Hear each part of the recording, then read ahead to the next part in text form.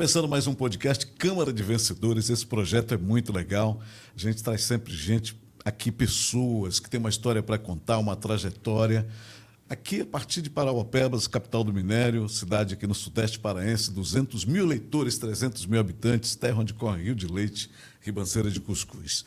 Gente, estava pensando hoje que quando você tem um amigo juiz, ninguém pode te julgar, se nem ele te julga. E detalhe, né? Apesar das prerrogativas, ele não te julga, ele te encara como uma pessoa ali de perto, gente da gente. E sabe o que é mais interessante disso tudo? É que, para ele, todo mundo é importante e interessante desde que se prove o contrário. Presente com a gente aqui, doutor Líbio Araújo Moura.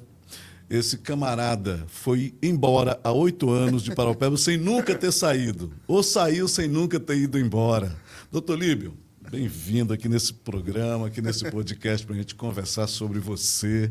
Você é o tema, doutor. Nada, obrigado, Demerval. Acho que é assim, um prazer, sempre uma honra estar na sua companhia e aqui nesse novo projeto, aí, nesse novo formato. Não é? Que é Câmara de Vencedores. Câmara de Vencedores. Bom, um prazer estar de volta para Parauapebas, né? Estar de volta à sua companhia e aos demais amigos que eu deixei aqui.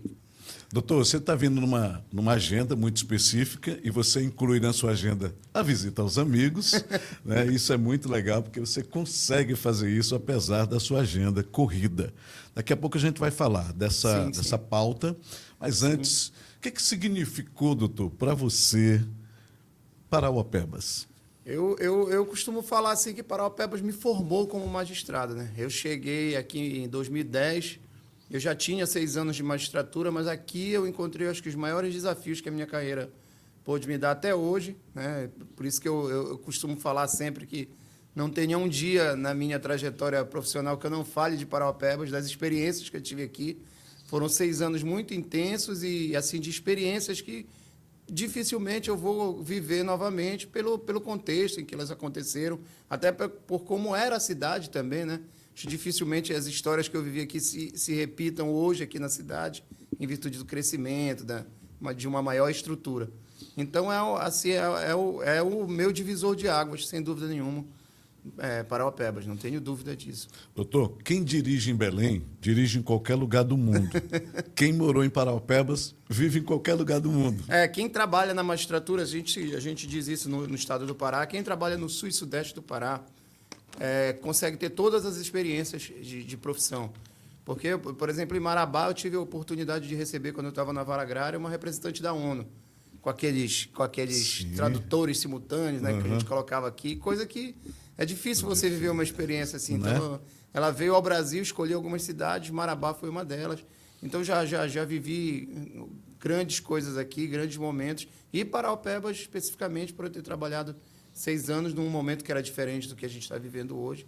Então, é uma comarca muito importante para mim e que eu faço questão de sempre que eu tenho qualquer oportunidade, eu volto aqui, porque é um lugar que realmente eu me sinto bem também. E eu tenho a impressão, e posso dizer isso até com, digamos assim, uma certeza, a recíproca é muito verdadeira. Parauapebas teve no doutor Líbio as experiências mais salutares, importantes, disruptivas e verdadeiras. A gente aprendeu a conviver com o judiciário, a gente aprendeu a entender como funciona o judiciário a partir do que o senhor deixou como legado aqui.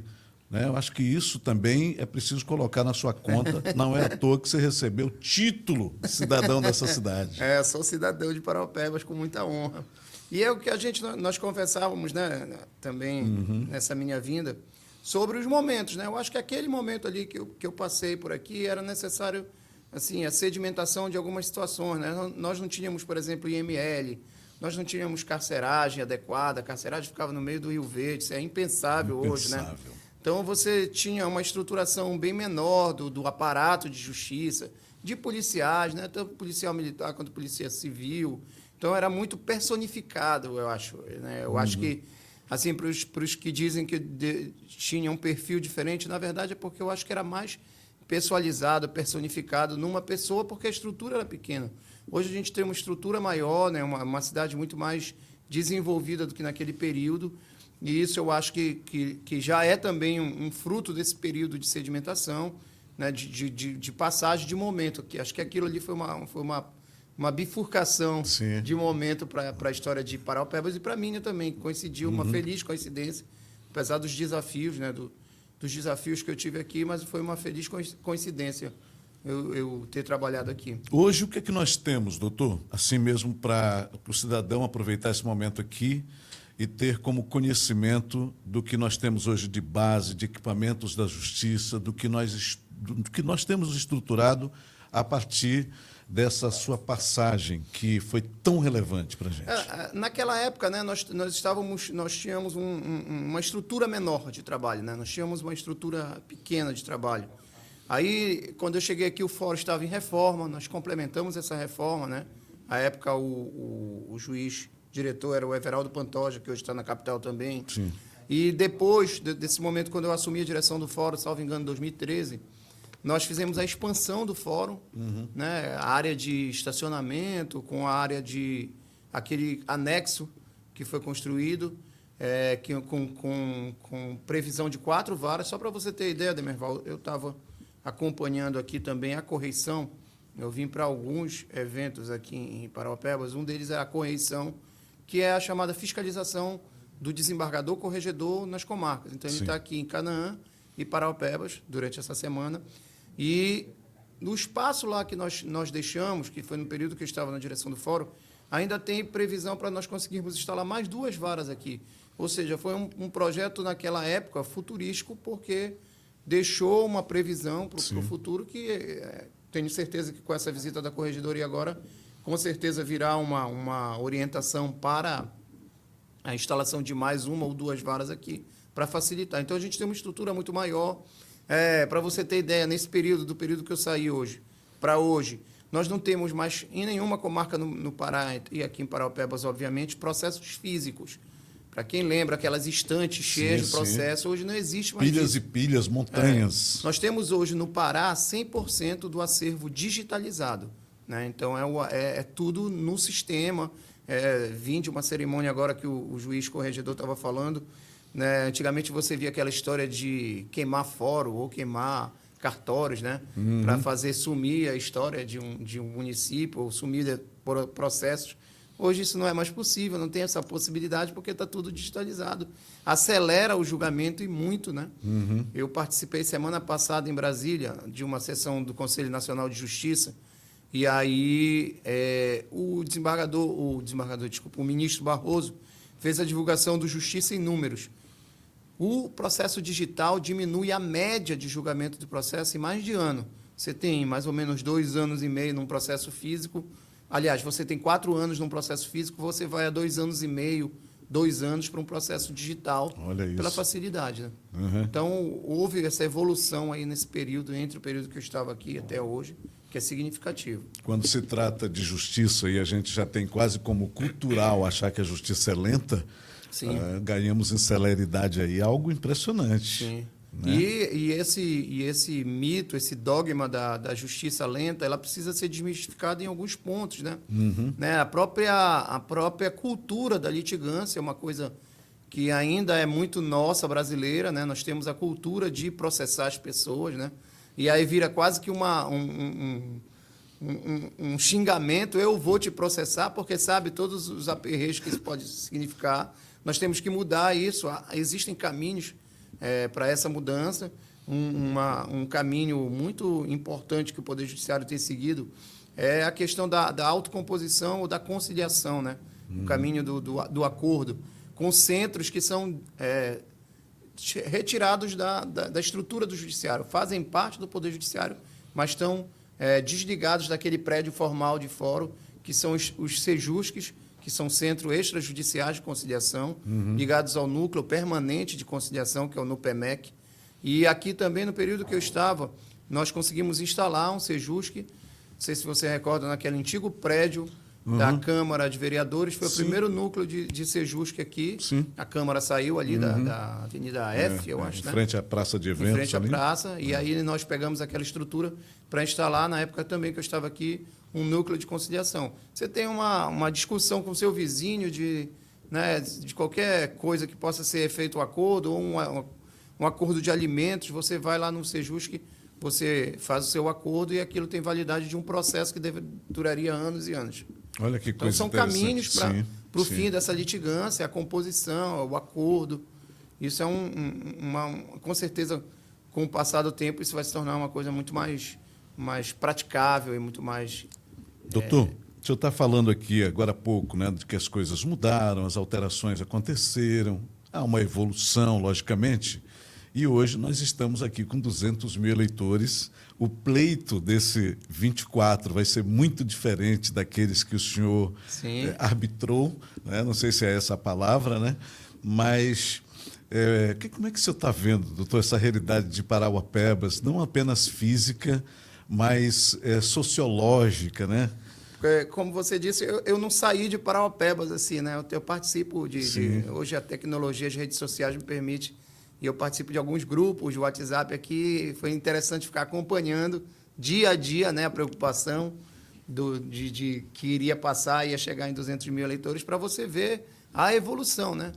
É um crescimento significativo. Isso é importante porque mostra para a direção também, para a administração do próprio Tribunal de Justiça, o tamanho, né, a dimensão de Parauapebas, uma cidade que, né, acho que eu nem recordo quantos mil eleitores eram em 2012, não é? Que foi a principal eleição que eu conduzi aqui, mas eu quase que dobrou, né, o número de eleitores. Sim. Eu acho que por ali. Por aí. Eu lembro que eu fiz eleições fiz eleição de Parauapebas e Canaã, dos Carajás, né? Então, quer dizer, hoje é meio que impensável você conduzir as duas sozinho, né? Eu fiz naquela época sozinho.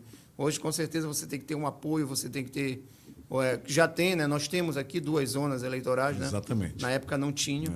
Então, são demonstrativos do crescimento dessa cidade, do crescimento exponencial, tanto de Parauapebas quanto de Canaã também, né? Eu recordo bem, Demerval, que eu fiz a eleição em Canaã e, claro, não era juiz de lá, eu só era juiz eleitoral. Quando eu voltei para fazer a diplomação, a eleição acaba em outubro. Voltei em dezembro para fazer a diplomação e havia um bairro novo em Canaã dos Carajás. Olha isso, um né? novo bairro, em 2 meses que tinha sido inaugurado, estava circulando gente já. É impressionante, né? Então, isso precisa ser mostrado, precisa ser considerado sempre para só comprovar o que todo mundo já sabe, que aqui é uma região de muito crescimento.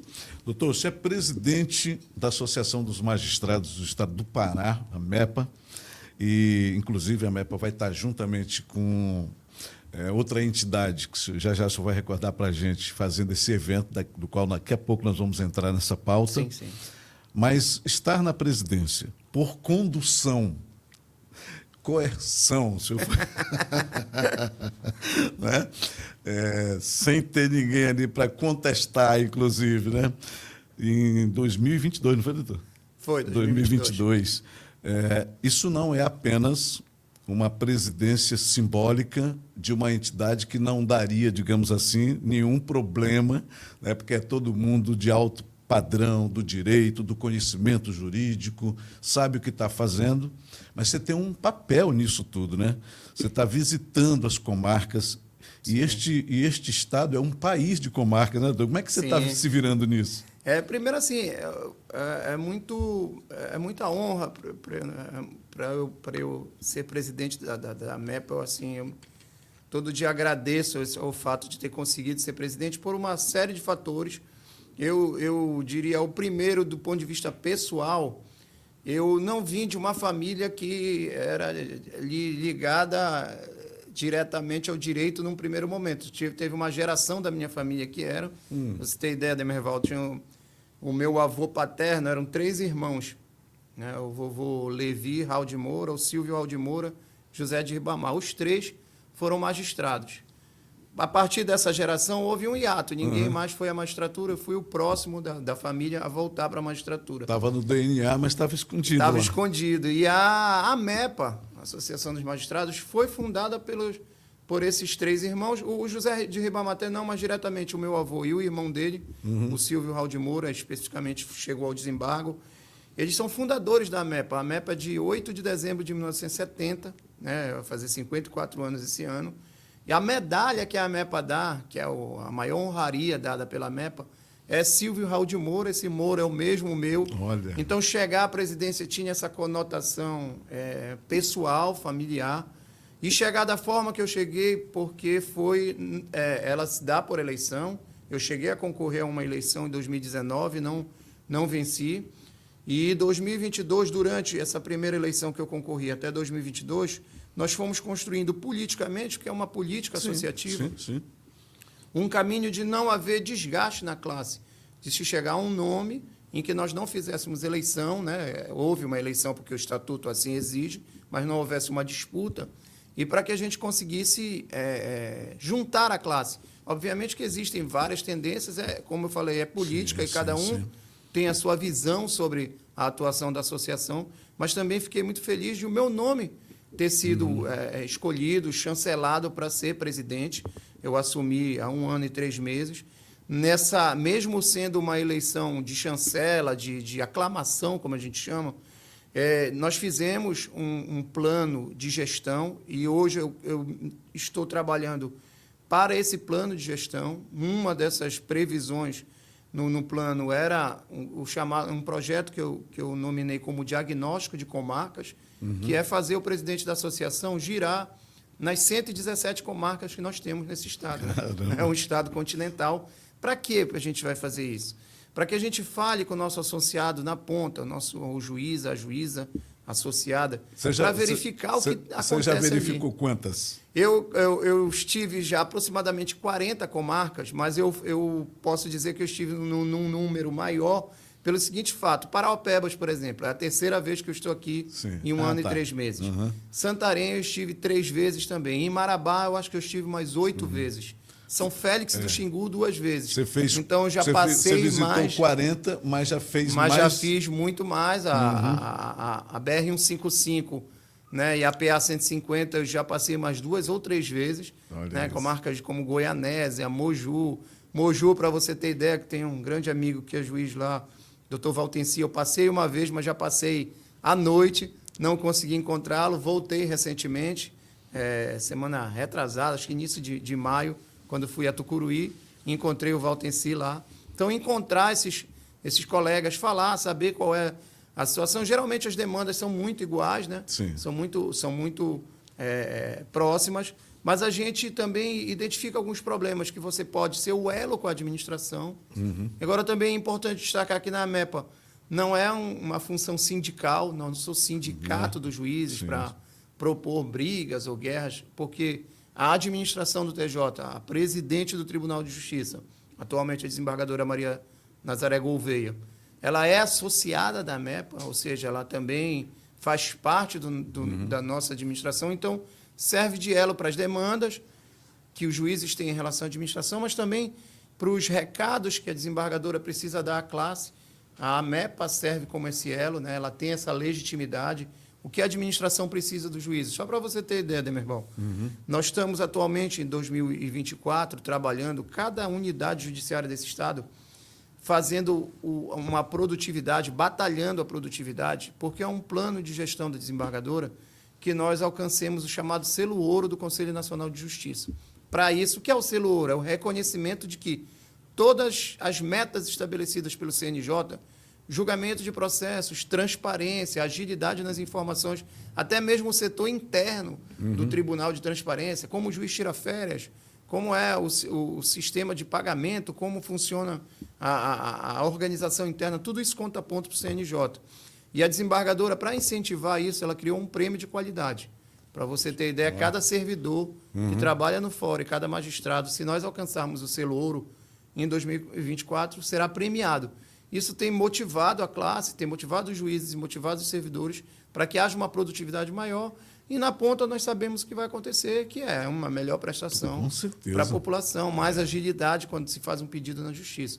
Então, tudo isso faz parte do trabalho da MEPA, fazer esse meio de campo, verificar o que está faltando numa comarca para o juiz poder produzir melhor e por aí vai. Doutor, e olhando para o seu perfil, eu que o conheço, né, e sei da sua relação com a imprensa, com a magistratura, com a política, sem nunca ter perdido a autoridade, né? Você é um cara fácil, você é um cara que dialoga bem, você é um cara de um trânsito livre impressionante. é a melhor pessoa para estar fazendo esse papel, hein? Esse papel aí, quando você descreveu tudo isso, eu digo, pronto, foi por isso que pegaram o cabo na marra. Eu faço o que eu gosto. Quando eu trabalhava aqui, eu acho que isso era perceptível. Sim. Eu gosto do que eu faço. A magistratura é o meu emprego. Então, eu não tenho... eu digo isso, eu não tenho capacidade para fazer outra coisa, senão trabalhar pela magistratura. E a AMEPA, ela nos tira um pouco dessa... Ela é, digamos, entre aspas, um descanso para essa atuação jurisdicional. Principalmente eu que estou... Desde 2010, desde que eu cheguei aqui em Paraupebas, eu estou exclusivamente na Justiça Criminal. Eu saí de Paraupebas, fui para Castanhal também na Justiça Criminal. Sim. Fui promovido à capital, que é a entrância final, o caminho final, em 2021. E também fui para a Justiça Criminal, numa missão até mais árdua, que era a Vara do Crime Organizado, que ao invés de ser uma comarca só, é o Estado inteiro. Fiquei como juiz auxiliar lá, e também na Vara de Inquérito, que envolve também a cidade inteira para toda medida policial na Vara de Inquérito. Eu tive a honra de ser auxiliar de quem eu já tinha sido vice na AMEPA, que é o Dr. Eider Tavares, foi meu presidente quando eu era vice-presidente da AMEPA.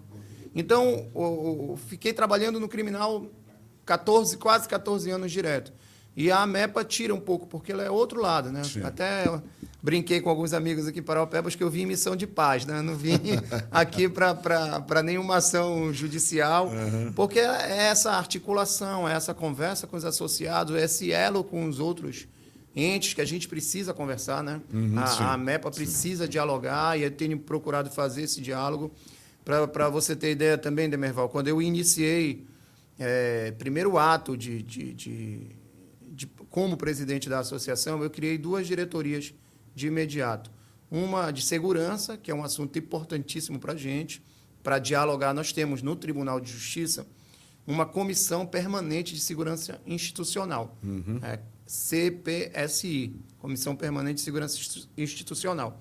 Eu criei na AMEPA a nossa diretoria de segurança para dialogar com essa comissão nos casos mais urgentes. Você sabe muito bem, né? Sim. Pelas experiências, a própria experiência que eu tive. O juiz sofre algum tipo de ameaça ou de alguma insegurança no local que ele trabalha, precisa que ele tenha um diálogo rápido com as autoridades, né? Um suporte imediato, e não é pela pessoa, não é um privilégio, é pelo o valor que o juiz ali naquele momento representa. Eu diria, né, doutor, desculpa interrompê-lo, mas eu diria que quando alguém ou uma organização chega ao judiciário, aí a luz vermelha ela nem acendeu mais, ela já está permanentemente. Sim, algo impressionante isso. É uma desestabilização da sociedade, sem dúvida, e a gente precisa ser esse elo de agilidade para essas situações em relação ao juiz. Então, essa foi a diretoria de segurança, e uma diretoria para dialogar fora da AMEPA também, que é a diretoria de equidade e diversidade de gênero. É uma diretoria para dialogar com determinados setores que, por vezes, não têm voz perante o judiciário, e também para internamente, para nos colocar nesse novo momento, nesse novo mundo que nós precisamos estar, de reconhecer diversidade, né, em especial nessa diversidade, o novo papel de relevância das mulheres. Sim, né? Então, a gente não tem mais como retroceder nesse aspecto. Então, essa diretoria também dialoga. De cima para baixo, a gente já até vê isso sendo feito assim de maneira, digamos, bem visível, né? O próprio Supremo Tribunal Federal, né? Há uma pactuação com relação a isso, embora silenciosa, mas que fala alto, né? Eu acho assim que são temas que não tem mais como retroceder. Então, você tem que se adequar, você não pode mais abrir mão de enfrentar determinadas desigualdades históricas, né? Da mulher, do preto, do homossexual, né? Ou de todas as classificações que tem. Então, é preciso a gente estar atento a isso, nos adequarmos, e essa diretoria dialoga com esses assuntos todos. Para isso, você ter ideia, para que a nossa diretoria melhor funcionasse, o nosso estatuto na AMEPA, ele permite, além dos associados, porque a AMEPA ela é a Associação dos Juízes Estaduais. juízes e juízas de direito da Justiça Estadual. Só que o nosso estatuto ele permite que nós tenhamos outros tipos de associados, desde que estejam na categoria de juiz. Sim. E quem está mais afeto assim, a questão fática, social, sem dúvida nenhuma, são os juízes do trabalho. O juiz do trabalho está ali no dia a dia, mais ligado ao tema dos direitos humanos, porque ele está mais próximo, né? Quando ele se depara naquelas situações de trabalho análogo à escravidão, então ele tem uma penetração nesses assuntos muito maior. Muito em razão disso, nós passamos a admitir nos nossos quadros integrantes da Justiça do Trabalho da 8ª Região, que são os juízes de trabalho que trabalham aqui em Parauapebas, Pará e Amapá. A Amatra 8, que hoje é presidida por uma juíza muito competente, que inclusive é titular de Parauapebas, mas está afastada para ser presidente, que é a Roberta dos Santos, e nós integramos essas duas associações. Hoje eu tenho associados na AMEPA, que são juízes do trabalho da Amatra 8. Então, para dialogar com essa diretoria, a Amatra faz esse papel. Nós passamos a integrar conselhos estaduais de direitos humanos, também a AMEPA tem assento hoje. Para isso, também criei uma outra diretoria um pouco mais à frente na gestão. Eu criei a diretoria de direitos humanos. A diretoria de segurança é exercida por um juiz que já foi aqui da região, que é o Cristiano Magalhães, é meu vice também. A diretoria de equidade é exercida pela Regiane Oliveira, que é juíza na capital. Já foi juíza também aqui no sul do Pará, aqui em São João do Araguaia. E a diretoria de direitos humanos é exercida pela Miriam Zampier, que é juíza substituta, está girando ainda, mas foi juíza em Paragominas, e ela faz esse diálogo com esses assuntos para a nossa associação. Timaço, hein? Para nos colocar aí nos assuntos que interessam para a gente. Perfeito. Doutor, queria entrar num tópico aqui. A política partidária, ela acabou, de algum modo, né, nos últimos tempos. Isso, se tem um lado positivo, é o da gente entender cada vez mais como é que uma democracia funciona e os perigos que a rondam permanentemente, né, porque a política ela é feita por pessoas e pessoas têm sentimentos, emoções, pensamentos, engendramentos. Mas eu vi, por exemplo, né, pegando aqui a OAB como exemplo, volta e meia se chamusca no debate, né? Como é que uma associação como a AMEPA pode encontrar vacinas para que isto não a afete de maneira negativa? Eu vejo que, sem estar numa redoma, logicamente, mas há uma proteção muito grande, né, de fazer com que esse diálogo flua sem ideologizar. Sim, eu acho assim, que é pressuposto de existência da AMEPA, é pressuposto de existência dos poderes o respeito ao Estado Democrático de Direito. Isso aí não é nem o objetivo da nossa associação, ela é pressuposto de existência. Porque inerente. Inerente, só há razão de nós existirmos dentro dessa visão do Estado Democrático, de garantia, é pressuposto de qualquer discussão. Então, a gente nem avança, não precisa avançar para essa polarização, né, que ela não é local, ela não é do Brasil, ela é uma movimentação do mundo ocidental, né? Tá aí, nós temos duas obras como As Democracias Morrem, Como Salvar as Democracias, né, que mostram como isso tem circulado nos Estados Unidos, na Europa, né, como há essa polarização.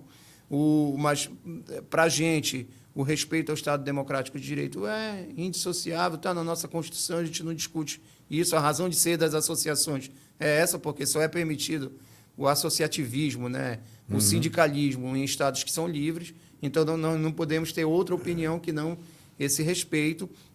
Também saber a importância que o judiciário tem nessa discussão de ser o vetor, o catalisador disso, que nós consigamos, com muita serenidade, botar água na fervura, ser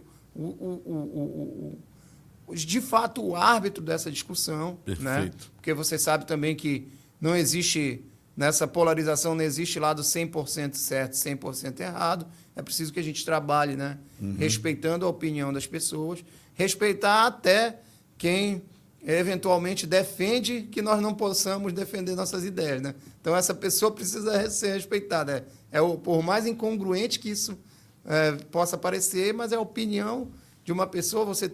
Você mostra a essa pessoa como a história se desenvolveu para ver se a gente consegue jogar luz nessas discussões. Doutor, vamos entrar nessa pauta que fez da sua viagem uma missão, né, que é realizar esse evento chamado Ciclo de Debates 2024, Inserção Jurídica Econômica da Amazônia no Brasil e no Mundo. Uma pré-COP, né? Isso aqui, né?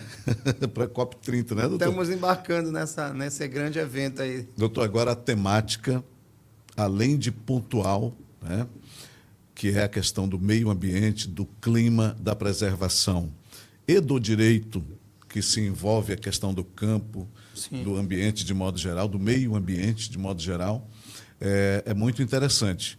E ontem a gente falava no rádio de que quando degringola, quando o problema surge, quando vem por exemplo, Rio Grande do Sul, vai bater lá no judiciário. Então, sim, o judiciário realmente tinha que tirar essa pauta da gaveta e colocar em cima da mesa para o debate, para a discussão. Como é que vai ser esse ciclo, doutor? Nós estamos, Demerval, pegando carona, de fato, nesse grande evento aí, que, né, foi felizmente, Belém foi escolhida como a capital, né, e como a sede da COP, e a Amazônia no geral, mas nós pegamos carona para trazer todo mundo. Primeiro, descentralizar de Belém o evento, primeiro ponto.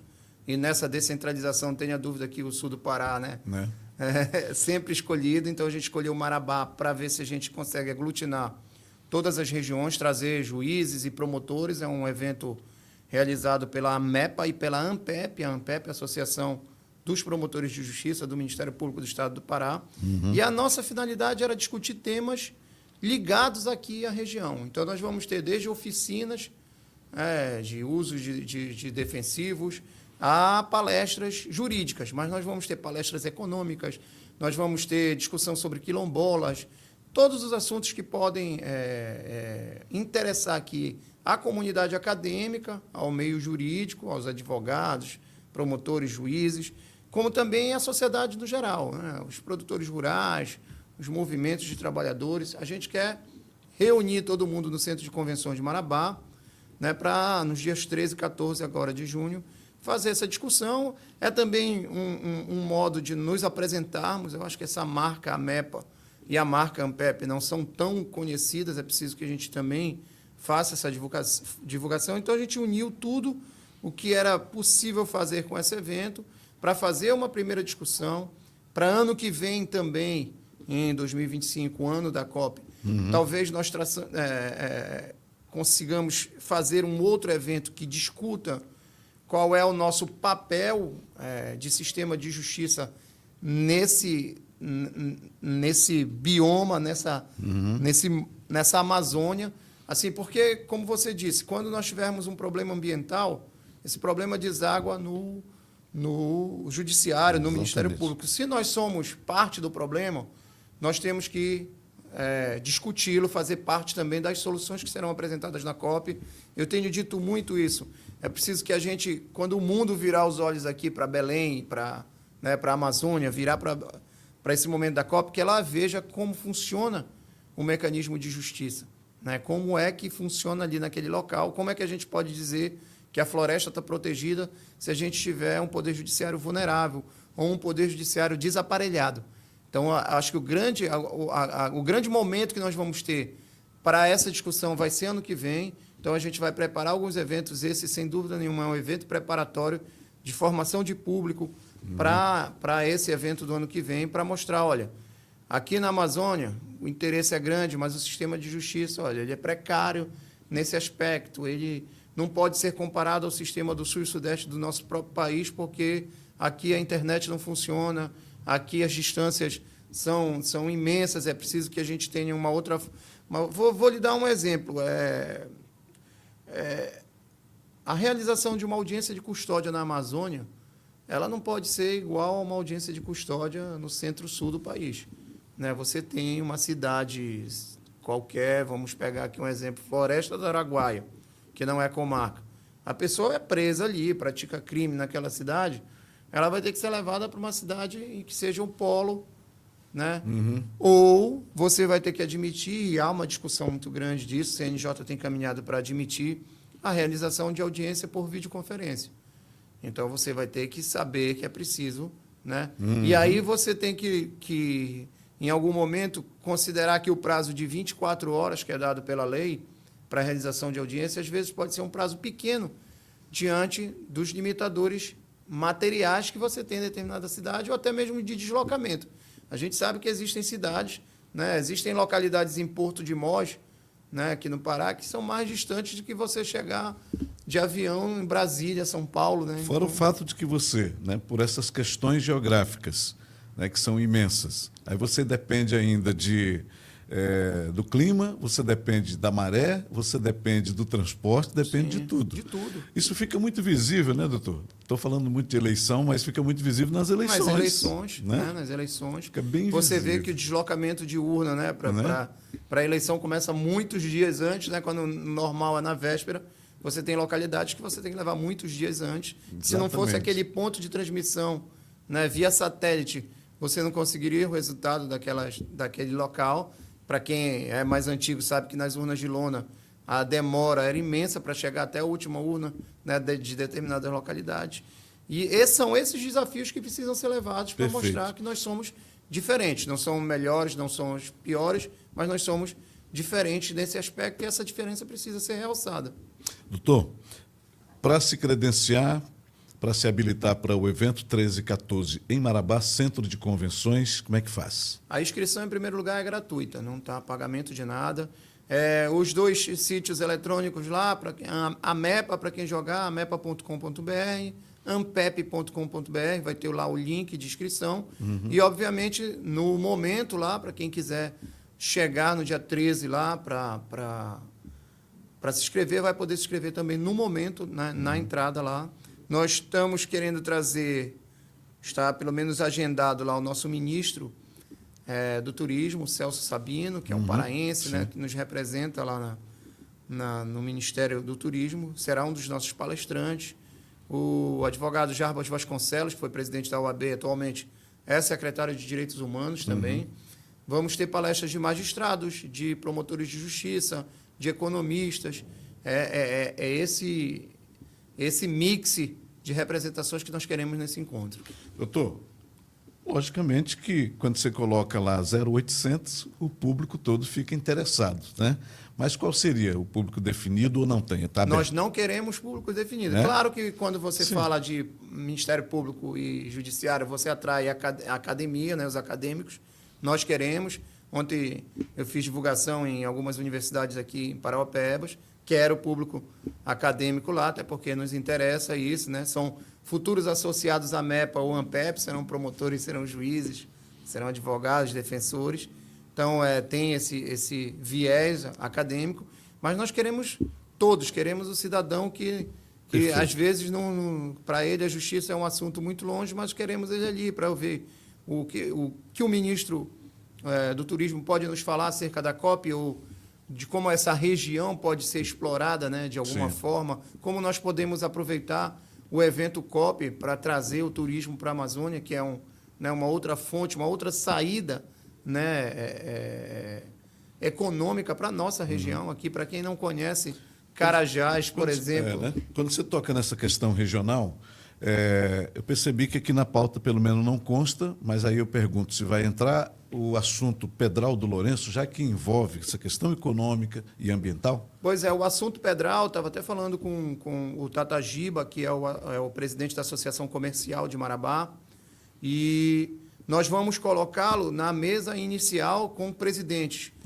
Essa mesa inicial vai ser feita por mim, presidente da AMEPA, presidente da AMPEP, presidente da OAB e o presidente da ASSIM, se ele confirmar. Estive conversando com ele ontem também. A ele, inclusive, foi a primeira pessoa que eu apresentei quando eu fui em Marabá. Eu disse, só quero fazer um encontro aqui, isso janeiro ou fevereiro desse ano. Quero fazer um encontro aqui para a gente discutir os temas que interessam para a região. E ele topou essa ideia e já se colocou à disposição para essa mesa de abertura. E aí, nesse assunto específico, creio que também vai passar pela própria fala do ministro isso, dizer qual é o nosso papel, o que a gente tem que fazer, porque é muito cômodo para esses poderes constituídos, não, você falou em redoma, a gente se fechar antes do problema explodir, só depois dizer, não, a gente não tinha participação, não. Mas o que a gente quer, qual é o nosso papel nisso? Como a gente pode fazer? Existem licenças pendentes, mas em relação a quê? Como nós podemos ajudar? Como o Poder Judiciário Estadual pode fazer? Como o Ministério Público pode ajudar? Como a gente... E de vez em quando, viu, doutor? A Justiça entra no alvo como o inimigo do desenvolvimento. Exatamente. Ainda tem isso, né? Exatamente. Entra com aquela liminar para suspender a última autorização que está faltando, sem observar, às vezes, o impacto que isso vai causar, né, futuramente. E estar atento a essa discussão é o que nos interessa. Eu acho que, assim, houve com essa situação do Rio Grande do Sul, houve uma certa mudança do protagonismo. Acho que o judiciário virou logo protagonista. Perfeito. E eu digo muito isso fazendo um comparativo próximo, histórico próximo. Na pandemia, nós nos fechamos mais. Nós não fomos ao front, né? Logo, no evento do Rio Grande do Sul, não. O Poder Judiciário logo se fechou, começou a liberar recursos para lá. E eu acho que são esses os papéis dos poderes. Se nós entrássemos numa guerra, e a pandemia não deixou de ser uma guerra, essa situação do Rio Grande do Sul não deixa de ser um cenário de guerra, o nosso papel é central. Não é de nos encolhermos, de fecharmos as portas. Claro que a pandemia nos mostrou que a gente tinha como abrir as portas de outro modo, ela permitiu uma evolução em tecnologia fantástica, né? Tanto que nós chegamos, como eu citei há pouco, a digitalização dos processos. Era imprescindível que os processos fossem digitalizados para a gente trabalhar num cenário que a gente não podia mais se aproximar. Então, virar esse protagonista das discussões, porque, como você disse, quando o problema arrebenta, quando chegam os problemas, eles vão para o judiciário. Então, se nós somos parte desse problema, nós temos que apresentar a solução. Perfeitamente. Doutor, dias 13 e 14, em Marabá, os olhos estão voltados para a Precop, aqui na nossa região. Olha, obrigado por você ter, eu não diria privilegiado, porque dá a impressão que você está puxando a sardinha para a nossa brasa, mas obrigado por ter feito essa escolha geográfica e apontado no mapa que esta região tem que discutir o assunto. E, mais uma vez, eu acho que a gente tem que agradecer ao fato de você gostar, o fato de você ter tido as experiências que teve, ao fato de você ter influído muito positivamente nesta região. E aí, quando se trata de fazer uma agenda, você pensa aqui na gente. Então, muito obrigado por isso.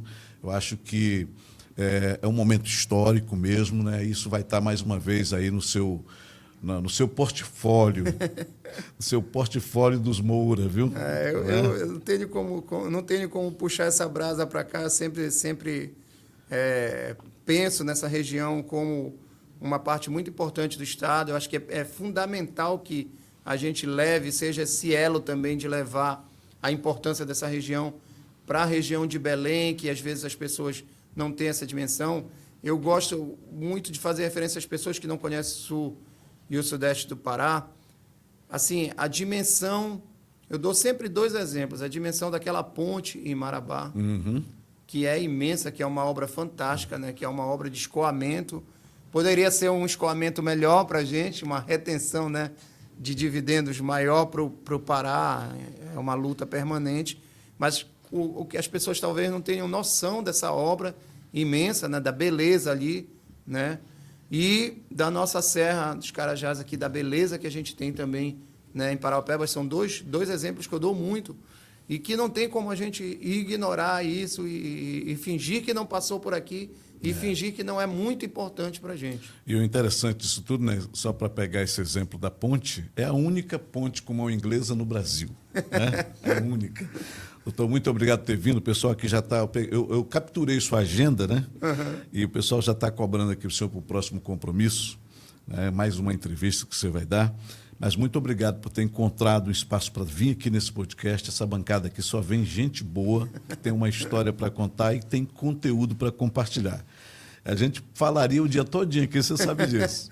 Eu que agradeço, Demerval. Primeiro, a amizade que a gente consolidou nesse período. Eu sentia muita liberdade em ter contato com a imprensa, né, com os comunicadores de Paraupebas, porque me auxiliavam no trabalho. E vice-versa, né? Os recados que eu precisava, né, passar à comunidade. Né, esse elo que se transformou, então foi muito importante, principalmente naqueles momentos mais difíceis, e eu queria agradecer realmente. Eu já falei isso, eu sinto aqui em Paraupebas que as portas estão sempre abertas, isso é muito bom. Sim. Poder voltar a uma cidade, né, e sentir que ali você tem amigos e tem as portas abertas sem nenhuma dificuldade. Para mim, eu só tenho a agradecer sempre, e toda vez que eu posso, eu venho a Paraupebas para isso, para rever amigos, para me sentir bem como eu me sinto aqui. Outra coisa, né, doutor? Acho que é de maneira muito natural, e quando é natural é melhor ainda. Você faz isso com uma maestria impressionante. A culpa é sua de ter tantos amigos aqui. Eu que agradeço realmente. O Paraupebas é uma cidade que eu deixei muitos amigos e que faz parte da minha história, não tem como fugir disso. Eu diria que não é nem culposo, é doloso. É doloso. Obrigado, muito doutor. obrigado, Demerval. Tudo de bom, viu? Conversamos com o doutor Líbio Araújo Moura. Esse cara tem o DNA do direito. Esse camarada corre o sangue do jurídico e é um baita amigo. Um amigo de Paraupebas. Curta, compartilha, manda esse podcast para todo mundo aí, que essa entrevista, esse bate-papo, essa conversa ficou muito da hora.